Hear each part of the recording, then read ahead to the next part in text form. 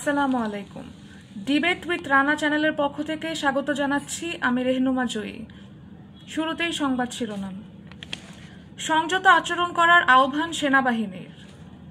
শুনছিলেন সংবাদ শিরোনাম, এবারে বিস্তারিত।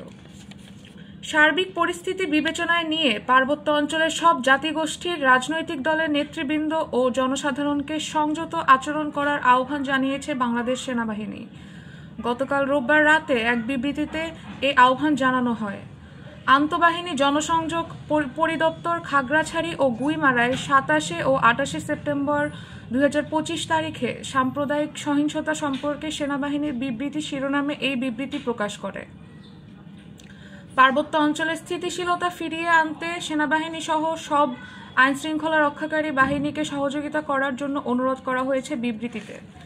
এতে বলা হয়, সব ধরনের অপপ্রচার, মিথ্যা প্রচারণা, উস্কানিমূলক কর্মকাণ্ড সত্ত্বেও সেনাবাহিনী বাংলাদেশের অবিচ্ছেদ্য এই অংশের অখণ্ডতা রক্ষায় দৃঢ় প্রতিজ্ঞ।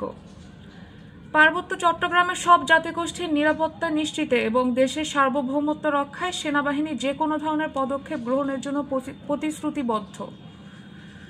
ঘটনার বিস্তারিত তুলে ধরে সেনাবাহিনীর বিবৃতিতে বলা হয়, 23 সেপ্টেম্বর রাতে খাগড়াছড়ির সিঙ্গিনালা এলাকায় এক স্কুল ছাত্রী ধর্ষণের অভিযোগকে আমলে নিয়ে ইউপিডিএফ-এর দাবিকৃত সন্দেহভাজন সয়নশীলকে সেনাবাহিনীর সহযোগিতায় 24 সেপ্টেম্বর গ্রেপ্তার করা হয় এবং পুলিশি হেফাজতে রিমান্ডে নেওয়া হয়। সয়নশীলকে গ্রেপ্তার করা সত্ত্বেও ইউপিডিএফ-এর অঙ্গ সংগঠন পিসিপি নেতা উত্থানু মারমা যুগ্ম ছাত্র জনতার ব্যানারে 24 সেপ্টেম্বর খাগড়াছড়িতে বিক্ষোভ মিছিল এবং প্রতিবাদী মানববন্ধনের ডাক দেন। এরই ধারাবাহিকতায় 25 সেপ্টেম্বর ইউপিডিএফ-এর আহ্বানে খাগড়াছড়িতে অর্ধবেলা হরতাল পালিত হয়। 26 সেপ্টেম্বর ইউপিডিএফ-এর কর্মী উত্থানু মারমার নেতৃত্বে ও সামাজিক যোগাযোগ মাধ্যমে দেশি ও প্রবাসী ব্লগার সহ পার্বত্য জেলার কিছু দায়িত্বশীল ব্যক্তির উস্কানিমূলক প্রচারণার প্রভাবে পুরো খাগড়াছড়িতে উত্তেজনা ছড়িয়ে পড়ে। অবরোধের এক পর্যায়ে ইউপিডিএফ-এর প্ররোচনায় উশৃঙ্খল এলাকাবাসী টহলরত সেনাদের উপর ইটপাটকেল নিক্ষেপ করে, ফলে 3 জন সেনা সদস্য আহত হন।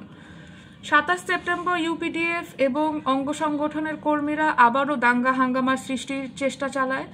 অবস্থা বিচারে জেলা প্রশাসন খাগড়াছড়ি ও গুইমারা এলাকায় 144 ধারা জারি করে। এতক্ষণ সঙ্গে থাকার জন্য ধন্যবাদ। পরবর্তী সংবাদ দেখার আমন্ত্রণ জানিয়ে বিদায় নিচ্ছি।